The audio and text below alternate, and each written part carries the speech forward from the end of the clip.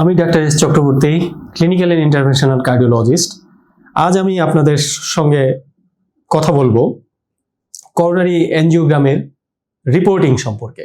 অনেকেই আমাদের রোগীরা, আমাদের পরিচিত জনেরা বা আমাদের রোগীদের লোকেরা, বন্ধু বান্ধব, আত্মীয় স্বজন, অনেকেই আমাদেরকে বা রোগীদের যারা পরিচিত এনজিওগ্রাম করা হয়েছে, তখন তারা আমাদেরকে ফোন করেন বা আমাদের মোবাইলে একটা রিপোর্ট পাঠিয়ে দেন যে স্যার, আমার এনজিওগ্রামে 3টা ব্লক পাওয়া গিয়েছে, 2টো ব্লক পাওয়া গিয়েছে।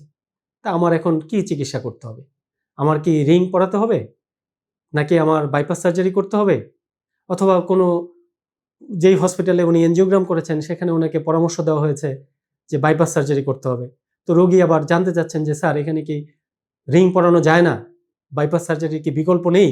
অধিকাংশ ক্ষেত্রেই রোগীরা যেটা মনে করেন যে শুধুমাত্র এই তথ্যটাই বোধহয় যথেষ্ট, যে আমার 3টা ব্লক হয়েছে, এটা বললেই বোধহয় ডাক্তার সাহেব সিদ্ধান্ত নিতে পারবেন যে কি চিকিৎসা করতে হবে। অথবা আরেকটু বুদ্ধিমান রোগীরা আমাদের এটাও বলেন যে স্যার, আমার 2টা 90% ব্লক, একটা 100% ব্লক, তো এখন আমাকে কি চিকিৎসা করতে হবে? শুধুমাত্র এই তথ্যটাই কিন্তু আসলে আমাদের জন্য যথেষ্ট নয়। আমাদের সিদ্ধান্ত নেওয়ার জন্য আমাদের এনজিওগ্রামটা ডিটেলসে আমাদের বুঝতে হবে। করোনারি ধমনির কোথায় ব্লক, কি পরিমাণ ব্লক, ব্লকের প্রকৃতি কি, কতগুলো ব্লক, কোন সাইটগুলোতে ব্লক, কোন রক্তনালীতে ব্লক, এটা মূল রক্তনালী না শাখা রক্তনালী, শাখা রক্তনালী থেকে কতটুকু দূরে, এটা কি কোনো জয়েন্টের মধ্যে ব্লক কিনা, অনেকগুলো জিনিস কিন্তু আমাদের বুঝতে হয় সিদ্ধান্ত দেওয়ার আগে। তো সেটা আপনি যখন আমাকে মুখে বলে দিচ্ছেন, বা আরেকটু বুদ্ধিমান রোগীরা অনেক সময় আমাদের এনজিওগ্রামের এই রিপোর্টটাও আমাদের ছবি তুলে পাঠিয়ে দেন। এখানে একটা ডেসক্রিপশন থাকে, করোনারি ধমনির কোথায় কোথায় ব্লক, কত পার্সেন্ট ব্লক, সেটাও থাকে, এটাও পাঠিয়ে দেন। এমনকি এই এনজিওগ্রামের রিপোর্টের পেছনে একটি আলাদা করে একটা ডায়াগ্রামও আমরা দিয়ে দিই এনজিওগ্রামের রিপোর্টের সাথে, যে রোগীর করোনারি ধমনির কোথায় কোথায় ব্লক রয়েছে। যেমন এই করোনারি ধমনির এখানে গুরুতর ব্লক রয়েছে, এখানে গুরুতর ব্লক রয়েছে, এখানে গুরুতর ব্লক রয়েছে, এখানে আমরা ছবি এঁকে দেখিয়ে দিই। তো অনেক বুদ্ধিমান রোগী কিন্তু আমাদেরকে এই ছবিটাও আমাদেরকে ছবি তুলে আমাদের মোবাইলে, আমাদেরকে হোয়াটসঅ্যাপে, আমাদের বিভিন্নভাবে আমাদের পাঠিয়ে দেন, তারপরে আমাদের কাছে মতামত জানতে চান। তো আসলে প্রকৃতপক্ষে যে শুধুমাত্র এই রিপোর্টের এই যে ডেসক্রিপশন, এটা দেখে বা এই ডায়াগ্রামের ছবি দেখেই কিন্তু আমাদের পক্ষে সিদ্ধান্ত দেওয়া সম্ভব না যে আপনার জন্য কোন চিকিৎসাটি যথোপযুক্ত হবে, যে এটা কি মেডিসিনের মাধ্যমে হয়ে যাবে, না এখানে রিং পরাতে হবে, না বাইপাস সার্জারি ভালো হবে, সেটা কিন্তু এই কাগজের রিপোর্ট দিয়ে বা এই ডায়াগ্রামের দেখেও সেটা বলা সম্ভব না। এই রিপোর্টটা আমরা দিয়ে থাকি, এই যে ডায়াগ্রামের ছবিটা আমরা মূলত দিয়ে থাকি রোগীর লোকেরা, রোগীর স্বজনেরা, রোগী নিজের বোঝার জন্য, যে উনিও বুঝতে পারলেন যে আমার কি সমস্যাটা, আমার কোথায় ব্লক।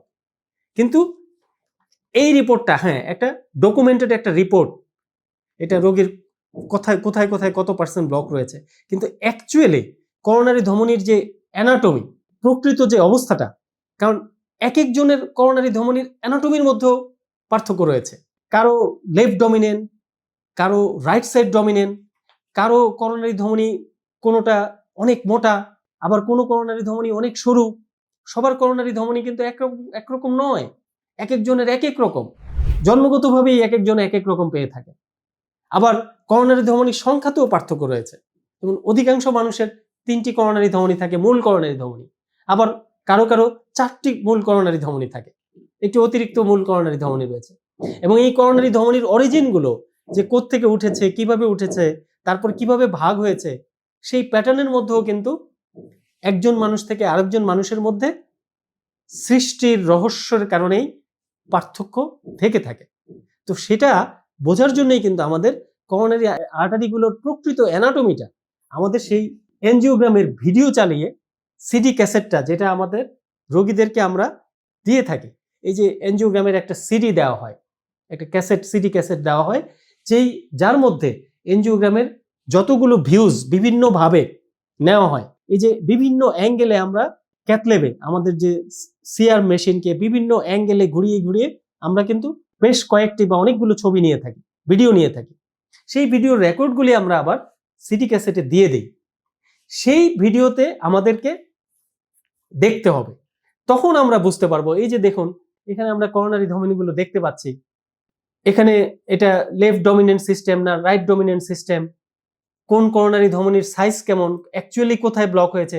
যেমন এখানে একটা করোনারি ধমনি 100% ব্লক হয়ে গিয়েছে, কিন্তু এটা কতটুকু, কোথায় 100% ব্লকটা হলো, এই ব্লকের পরে কোন অংশ থেকে আবার ব্লকের লেন্থ কতটুকু, এবং ব্লকের পরে যে করোনারি ধমনির পরবর্তী অংশটুকু আসলে কেমন আছে, তার সাইজ কেমন, সেটার রেট্রোগ্রেড সাপ্লাই পাচ্ছে কিনা ভালো, সেই রেট্রোগ্রেড সাপ্লাই থেকে আমরা বুঝতে পারি যে অ্যাকচুয়ালি তার ব্লকটা কতটুকু লেন্থ হতে পারে, বা ব্লকের পরে তার পরবর্তী অংশের করোনারি ধমনির পরবর্তী অংশের সাইজ কেমন, বা সেখানেও ব্লক থাকতে পারে কিনা। এরকম অনেকগুলো বিষয় কিন্তু আমাদের বিবেচনা করতে হয়। বা করোনারি ধমনির যেখানে ভাগ হয়েছে, ইম্পর্টেন্ট ভাগ, একটা শাখা দুভাগে ভাগ হয়ে গেছে, সেই রকম কোনো জয়েন্টের মধ্যে যদি গুরুতর কোনো ব্লক থাকে, সেখানে থেকে অন্য কোনো শাখা বেরোয়েছে কিনা, এবং তারপরে তার অ্যানাটমি কেমন, সেখানে আঁকাবাঁকা কিনা রক্তনালী, এগুলো অনেকগুলো বিষয় কিন্তু আমাদের দেখতে হয়।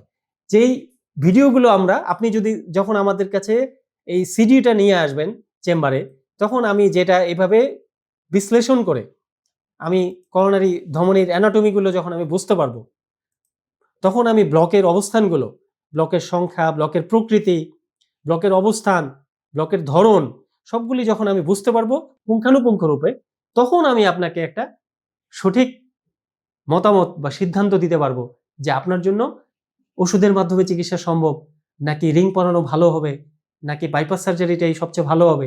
তখন আমি আপনাকে সিদ্ধান্ত দিতে পারবো। কাজেই আপনি যদি শুধুমাত্র আমাকে বলে দেন যে আমার 2টা ব্লক, 3টা ব্লক, বা একটা এনজিওগ্রামের একটা রিপোর্টের একটা ছবি পাঠিয়ে দেন, এটা কিন্তু আমার জন্য একদমই যথেষ্ট নয়।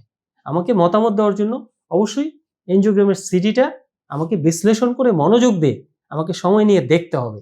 তারপর আমি আপনাকে বলতে পারবো যে কোন চিকিৎসা আপনার জন্য যথোপযুক্ত হবে। সবাই ভালো থাকবেন, সুস্থ থাকবেন। ধন্যবাদ সবাইকে।